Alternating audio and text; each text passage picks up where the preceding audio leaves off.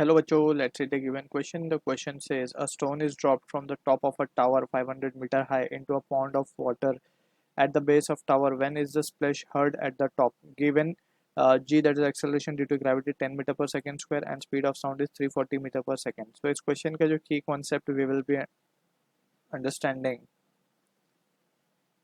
is the concept of free fall motion.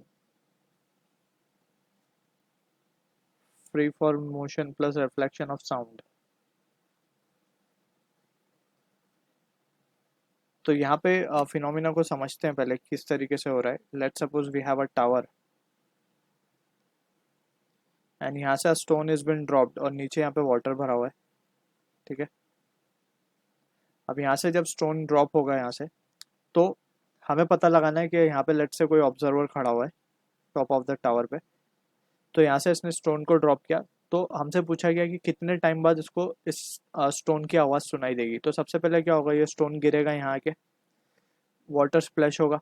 Water splash होगा यहाँ से जब वाटर स्प्लैश होगा तो जो साउंड क्रिएट होगी वो साउंड फिर ऊपर की तरफ ट्रैवल करेगी and it will be heard by the observer. तो इस तरीके से फिनोमिना होगा. ठीक है. तो सबसे पहले हम नीचे आने का टाइम कैलकुलेट करते हैं स्टोन का, फिर ये साउंड का ऊपर जाने का टाइम हम कैलकुलेट करेंगे. सो लेट सपोज जो टाइम साउंड लेगा ऊपर जाने के लिए उसको हम बोल देते हैं T2, और जो ये स्टोन नीचे आने के लिए टाइम लेगा उसको हम बोल देते हैं T1. राइट. तो यहाँ पे हमें total time T will be T1 plus T2 निकालना है सिंपली.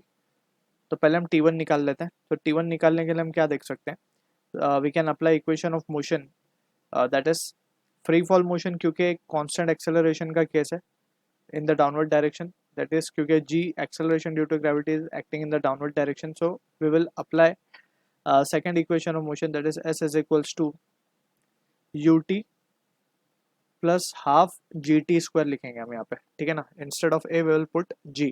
अब यहाँ पे बेसिकली ये हमें समझना होगा कि जो g है this is acceleration due to gravity.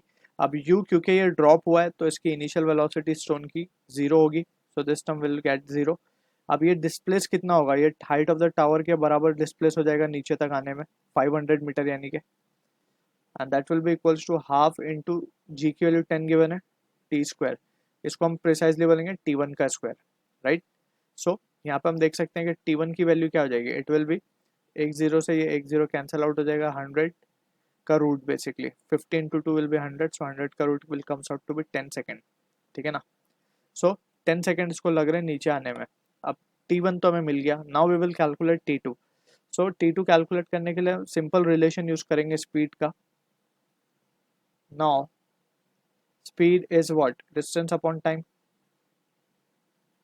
Distance upon time, तो टाइम क्या हो जाएगा, distance upon speed. And time कौन सी बात कर रहे हैं हम, T2 की बात कर रहे हैं.